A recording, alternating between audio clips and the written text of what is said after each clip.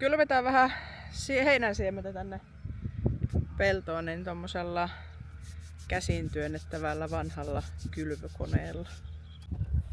Tämä kylvökone on Timo-merkkinen. Tässä on tämmöiset rullat, mitkä sitten sitä siementä ohjaa tommosiin reikälevyihin ja sieltä se sitten putoaa reikälevyjen kautta maahan.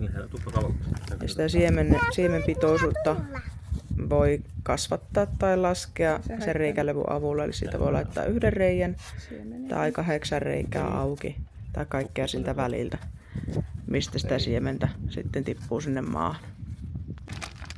Eli siemen kaadetaan tuohon syöttöpöydälle, tai mikä sen nimi onkaan, missä ne rullat on, tuommoinen kaukalo.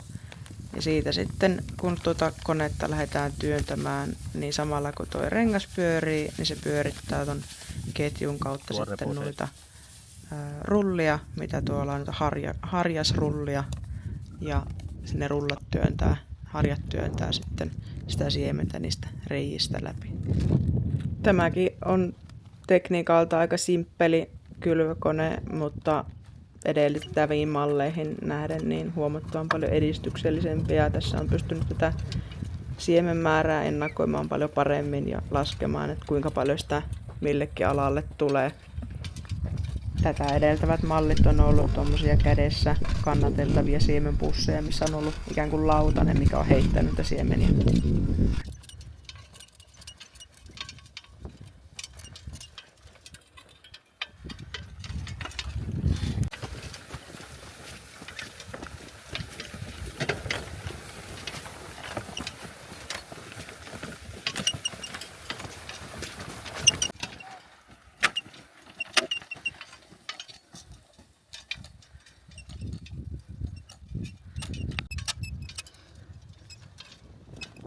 Työstä.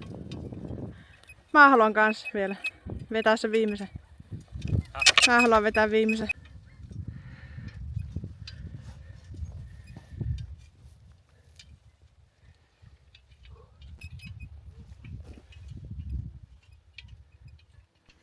Me kylvettiin tällä koneella nyt alle 0,5 hehtaaria peltoa kaiken kaikkiaan tähän, mitä kylvettiin tässä videolla, niin tähän on tulossa eläimet laiduntamaan.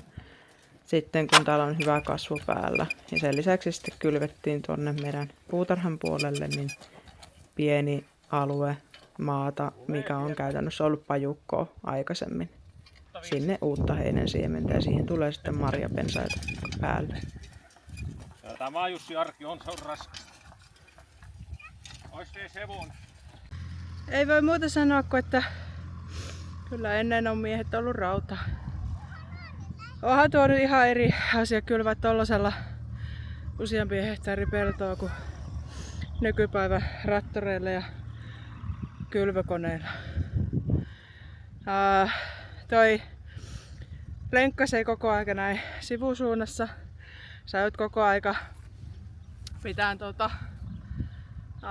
sen niin tasapainossa, että se pääsi kaatumaan, jännittää toista puolta kropasta ja sitten tietenkin epätasassa maastossa niin työntää. Tuo näyttää aika keveältä, mutta kyllä se painaa kuitenkin useamman 10 kiloa jo pelkästään toi rautapyörä. Sitten siinä on vielä tollanen, mitä toi on, 2-3 metriä pitkä toi syöttöpöytä tai mikäli, niin lisää siihen sitä epätasapainoa sitten. Ihan hauskaa hommaa, mutta kyllä se vähän sykkeitä nostaa. Siemenet kun saatiin kylvettyä, niin sitten tietenkin piti käydä jyräämässä tuo pelto ja isäntä meinasi ruveta itse tekemään hommia. Onneksi hoksasi ja päästi emännän rattiin.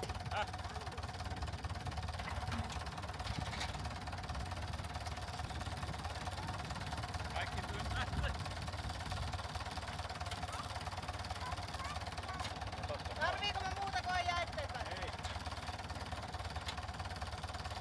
Sieltä jäles peittyy aina.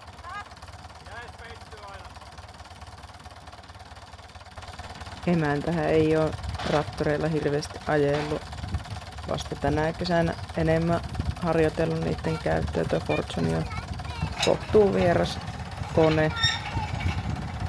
Liikkeelle lähtö lähti ihan okosti, kun sai vaihteen silmään, mutta Sitten tulikin Äiti ajelee ensimmäisen tuolla, se jyrää nyt ne siemenet sinne peltoon. mutkan kohdalla vähän ongelmia. Siihen saa vähän liikaa sen.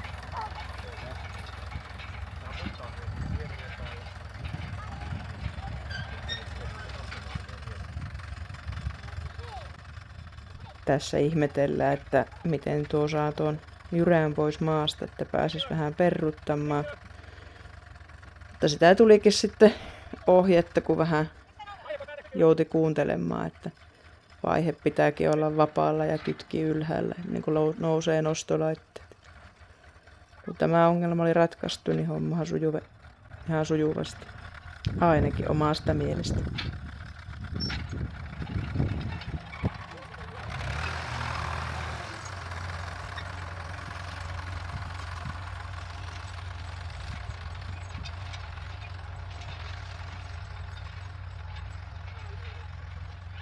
Keli peltotöihin oli kyllä mitä mainio. Aurinko paistoi ja ei ollut kuitenkaan liian lämmintä. Ja tuuli mukavasti, niin vaikka kuiva multa nousi tuosta aika tehokkaasti ilmaan ja hytittämässä traktorissa, niin naamalle asti, niin tuuli aina kuitenkin hetkellisesti puhalsi sen pois, niin saitais hengittää välillä raitistakin ilman.